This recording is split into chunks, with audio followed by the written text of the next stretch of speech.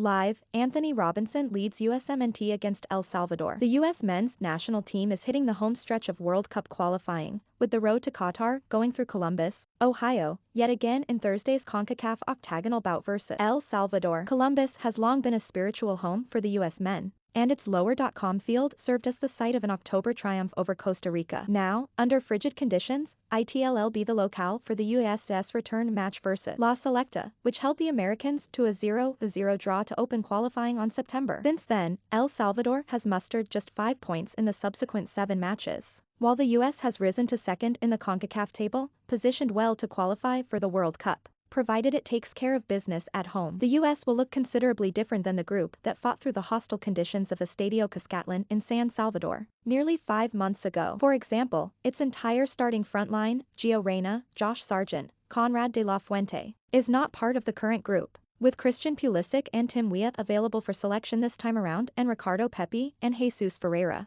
among the choices at center forward. The latter somewhat surprisingly was given the start over the new Augsburg signing Thursday night. U.S. midfielder Tyler Adams is also in the starting lineup, and he has to play with an element of caution. Due to a yellow card received earlier in the qualifying tournament, one more would result in a one-match suspension. The U.S. continues its qualifying campaign Sunday in Canada before wrapping up the window next Wednesday in Minnesota against Honduras. Given that road matches in Mexico and Costa Rica, 2 places the U.S. has never won in World Cup qualifying, are on the docket for March, it's imperative for the U.S. to bank as many points as it can this window. The U.S. pressed from the opening kick and nearly forced a comical early goal, with Ferreira blocking goalkeeper Mario Gonzalez's pass out of the back, only for the Salvadoran backstop to recover possession. El Salvador didn't look particularly bothered by the conditions and enjoyed a slight threat off a throw-in in the 7th minute. Fortunately for the U.S., Sergino Dest was quick to react to a cross, stepping in front of Jairo Henriquez in the center of the U.S. box to cut out the danger. The U.S. had its first real, intentional dangerous moment in the 10th minute off a corner kick won by Weah. Pulisic's set piece picked out Yunus Musa, but his header from the center of the box was blocked, and El Salvador cleared. Pulisic had a chance of his own blocked at the edge of the Salvadoran box in the 13th minute,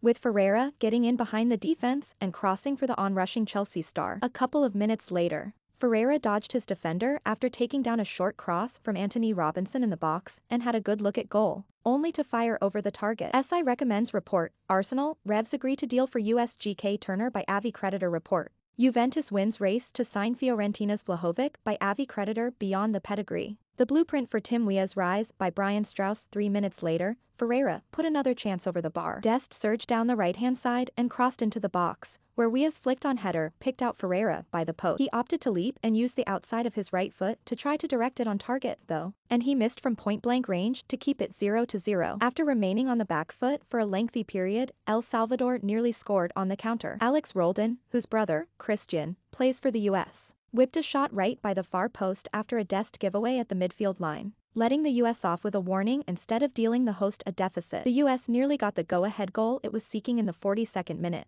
when Weah settled a Robinson cross and tried to curl his shot from the center of the box, but a last-ditch tackle got a deflection on the shot and put it out for a corner, from which the U.S. spurned its set-piece chance. Another moment just before halftime didn't go the U.S.'s way either, with Pulisic going down just inside the El Salvador box after a challenge from Alexander Larin, but no penalty was given despite the U.S. captain's pleas. The goalless half is nothing new to the U.S., which has only scored in the first half of 2 of its 9 qualifying matches to date. With nerves surely building after a third straight scoreless half versus Selecta, the U.S. got the goal it needed in the 52nd minute. Weah got inside the Salvadoran box and had a shot saved, but Ferreira headed the rebound in Robinson's path, and the Fulham left back fired in before going into his trademark backflip celebration to give the U.S. a 1-0 lead. The floodgates appeared like they would open after the goal. After Gonzalez made a big save, McKennie headed a U.S. corner kick just over the bar, with the hosts seemingly sensing the blood in the water. Robinson forced another save in the 65th minute, running onto a slight touch from Brendan Aronson,